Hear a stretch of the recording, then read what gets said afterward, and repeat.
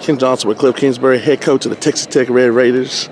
Kliff, what should college football fans expect this year in Red Raider Nation from your offense? Is it going to change any this year? Because usually you have a signal caller in place. This time it's kind of like anybody can be here. Yeah, it is. We got three guys that we're excited about, but no real experience at that position. So hopefully we'll be able to lean on the running game a little bit more, have all five offensive linemen coming back. Daylan Ward's back, Trey King's back, and so we may look a little bit different, but hopefully still very effective. What about the defense side of the ball, getting a new coordinator, but y'all been productive. I think I bring back the most all Big 12 players. Yeah, a little bit of change there to have three guys recognized preseason on defense. Excited for those three. Coach Gibbs, going in his fourth year, has done a tremendous job building it. We expect to take a big step, have 10 of 11 starters back, and hopefully we can do that. Who is leading the quarterback competition right now, Duffy or Carter? And what does one do better than the other? What's their trait? Since I'm gonna say they're unknown, but they're kind of unknown. Yeah, they're unknown until they go out there and get it done, for sure. I don't really have a leader yet. I think Jet, tremendous runner, great athleticism, great thrower.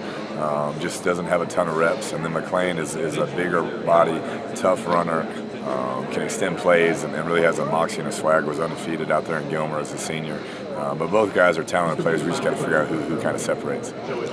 How's recruiting with A&M going out to the SEC and Texas kind of coming? Is that making recruiting harder? And just talk about recruiting in Texas as a whole, because it seems like all these big-time recruits, regardless if it's A&M, Texas, are all going out of state, and it's kind of hurting the product here overall. Yeah, there's more of that going on. And I think with social media, those guys see things on those different programs out of the state, so it makes it feel like it's a lot closer, and so kids feel a lot more comfortable leaving the state. So it's just a trend in our state right now, and it's always going to be competitive in our state with as many universities as we have. But A&M and Texas are always going to get their guys. You just got to make sure you get the right ones for your program. What you got some skins on the wall and coached in bowl games and had some winning season.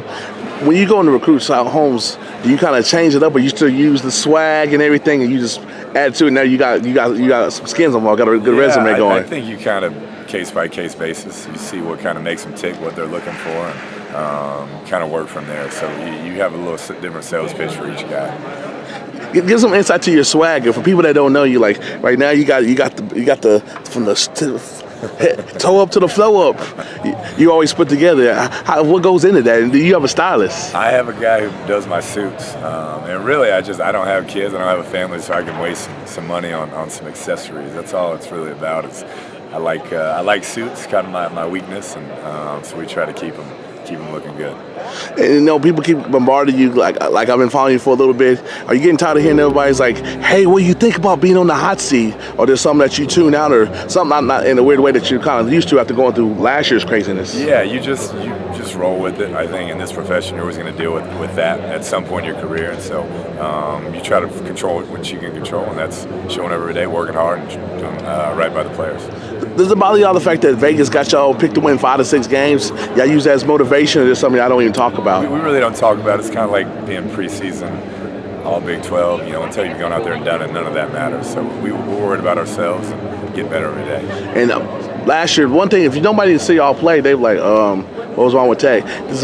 How much does finishing games, the fact that y'all win every game and a play or two, y'all could be 10 wins versus what y'all won? Did y'all talk about that often? Yeah, that's been a heavy emphasis, is finish this year. We knew we were competitive enough to win more games than we did, and we just didn't get it done. So we're focusing on finishing those close games, being competitive, but finding a way to win at the end. You got a message for Red Nation? Yeah, it'll be a fun year. These guys have worked really hard. I'm excited about the depth we have in our program now, and we're going to compete our tail off.